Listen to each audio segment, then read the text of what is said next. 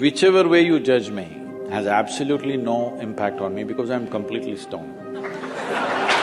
So I have not given this privilege to anybody that somebody can make me happy, somebody can make me unhappy. Any moment we could be doing something wrong, so we listen to everybody. But what they say will not determine how I am.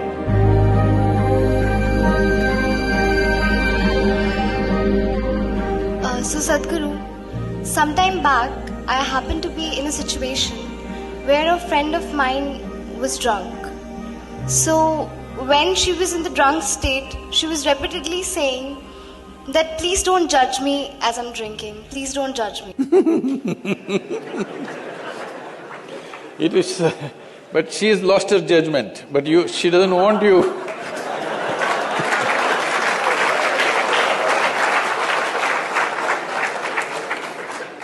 So my question is, whether it is alcohol or not, in life, why are we so apprehensive about being judged by others?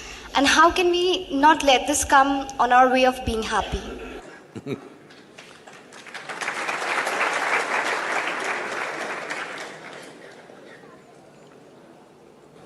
Look at me. See, I'm always stoned.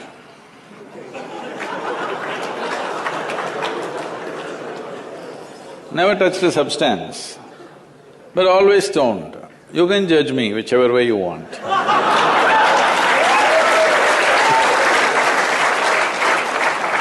Because one thing is, I'm stoned in such a way that I have not lost my judgment at all. And at the same time, whichever way you judge me has absolutely no impact on me because I'm completely stoned.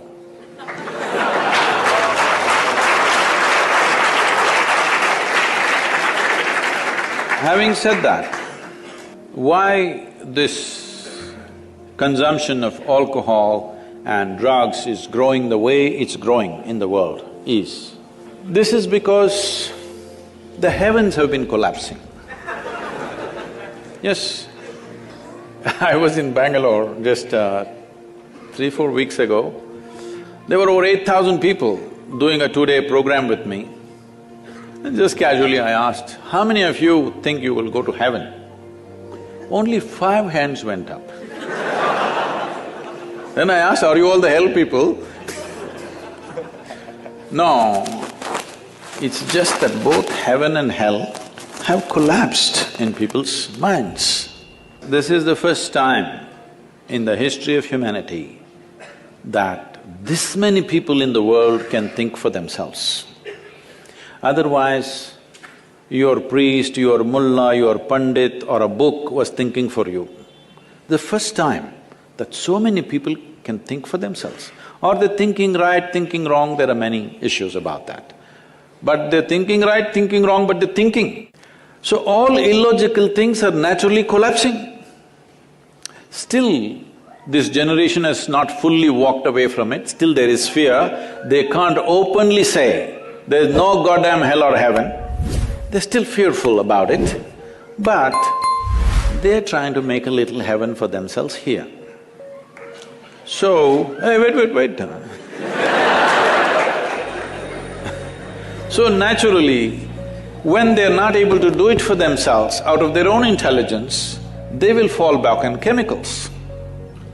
Today, just to take very affluent societies, because every society is aspiring to be like that, let's say you take United States, which is the most affluent nation on the planet right now. 70% of US population is on prescription medication. Another 30%, of course, buying it off the back streets.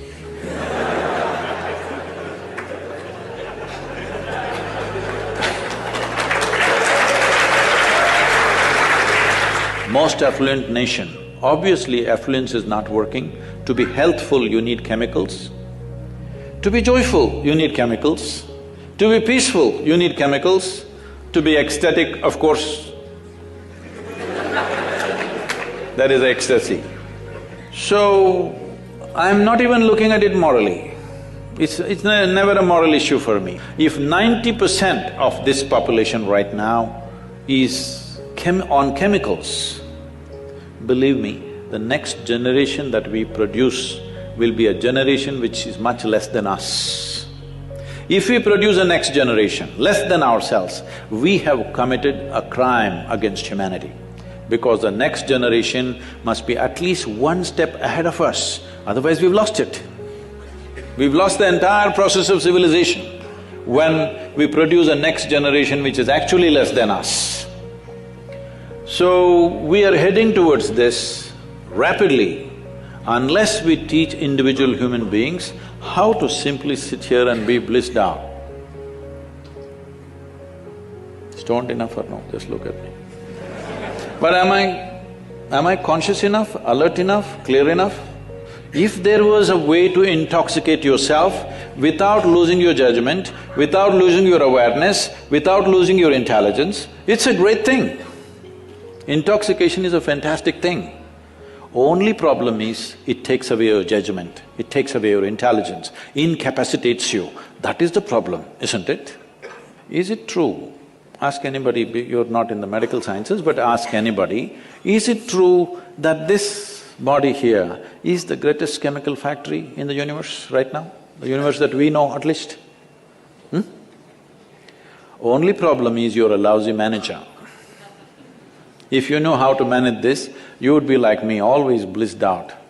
Anybody can say what they want, anybody can do what they want. This is like this only. Because I have not given this privilege to anybody, that somebody can make me happy, somebody can make me unhappy, somebody can make me miserable. Right now, you are a consequence of other people's opinions. Where do you plan to go like this? Anybody can ruin you. You went outside, somebody told you, Shreya, you are the most wonderful human being we have seen. Then you were floating on that cloud, what number? What number? 9. Oh, in South we do 11. You were floating on cloud whatever number, and you came home, people at home told you who you really are. And the cloud will crash. No. It's very important that neither this way or that way, we listen to everybody because we could be doing something wrong. Hello? Any moment we could be doing something wrong, so we listen to everybody. But what they say will not determine how I am. Never, ever. This you must fix and you must tell your friend when she's not drunk. Because otherwise she won't understand.